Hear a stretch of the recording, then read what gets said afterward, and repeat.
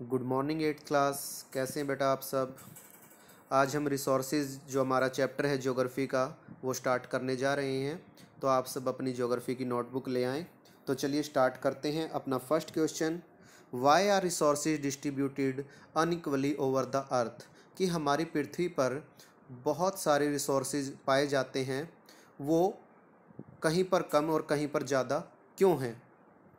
तो इसके पीछे जो कारण है वो है the distribution of natural resources depend upon number of physical factors. जो नेचुरल रिसोर्स का डिस्ट्रीब्यूशन है वो कई चीज़ों के ऊपर जो है डिपेंड करता है कि कहाँ पर कम होंगे कहाँ पर ज़्यादा। पहली जो चीज़ है वो है टेरेन, यानी कि इलाके। कुछ रेगिस्तानी इलाके हैं, कुछ मैदानी इलाके हैं, कुछ पहाड़ी इलाके हैं। तो इस प्रकार से जो इलाके हैं उनके ऊपर निर्भर करता है कि वहाँ पर कितने मिनरल्स या नेचुरल रिसोर्सेज पाए जाएंगे हमारे। दूसरा है क्लाइमेट, जलवायु कैसी है वहाँ की, इसके ऊपर भी काफ़ी कुछ डिपेंड करता है। और तीसरा होता है अल्टीट्यूड, यानी कि ऊंचाई। समुद्र तल से कुछ जो भूमि की ऊंचाई काफ़ी ज़्यादा है कहीं पर और कहीं पर काफ़ी कम है। तो ये जो चीज़ें हैं इनके ऊपर जो हमारे नेचुरल रिसोर्सेज डिपेंड करते हैं कि कहाँ पर कम होंगे और कहाँ ज़्यादा। The distribution of resources is unequal. जो हमारा डिस्ट्रीब्यूशन है वो यानी कि जो बंटवारा किया गया रिसोर्सेज का वो काफ़ी अनइक्वल है, यानी कि सही मात्रा में नहीं है। Because these factors differs so much over the अर्थ। क्योंकि पृथ्वी के ऊपर ये सारे के सारे फैक्टर्स जैसे कि टेरेन, क्लाइमेट, अल्टीट्यूड वो अलग अलग प्रकार के पाए जाते हैं। सेकंड हमारा क्वेश्चन है व्हाट इज़ रिसोर्स कंजर्वेशन। कि रिसोर्स जो हमारे पाए जाते हैं उनको सुरक्षित रखना क्या होता है। What is resource conservation. Using resource carefully and giving time to get renewed is called resource conservation. कि रिसोर्स को केयरफुली यानी कि सावधानी पूर्वक इस्तेमाल करना and giving time to get renewed, और उन्हें समय देना ताकि वो फिर से अपने आप को निर्मित कर सकें, निर्माण कर सकें। इसी को रिसोर्स कंजर्वेशन कहते हैं, यानी कि हम संसाधनों का संरक्षण इसको कह सकते हैं।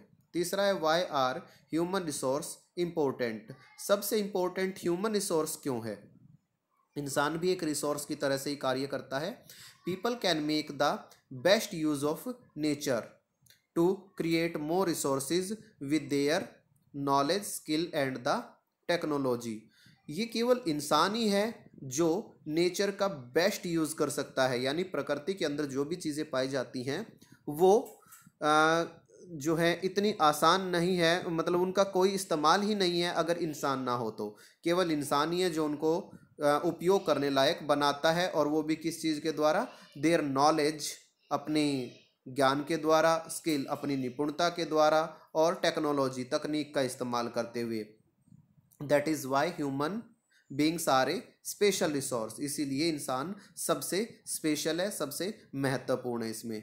फोर्थ जो हमारा क्वेश्चन है what is sustainable development.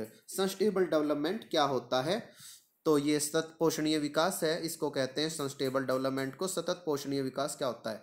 Balancing the need to use resources and also conserve them for the future is called sustainable development. कि balancing the need to use resources को यूज करते वक्त हमें बैलेंस रखना पड़ता है कि कितना इस्तेमाल करना है। Also conserve them for the future, और इस प्रकार से उसका इस्तेमाल करना है कि आने वाली जो फ्यूचर जनरेशन है हम उनको भी इसे प्रोवाइड कर सके। सारा का सारा हमें इस्तेमाल नहीं करना है। तो इसी को हम क्या कहते हैं, सतत पोषणीय विकास अर्थात सस्टेनेबल डेवलपमेंट। आज के लिए 4 क्वेश्चन ही करेंगे बेटा। नेक्स्ट जो क्वेश्चन हैं वो हम कल करेंगे। तो थैंक यू वेरी मच। आप इनको अच्छी तरह से पढ़ें, समझें और याद करें। Have a nice day.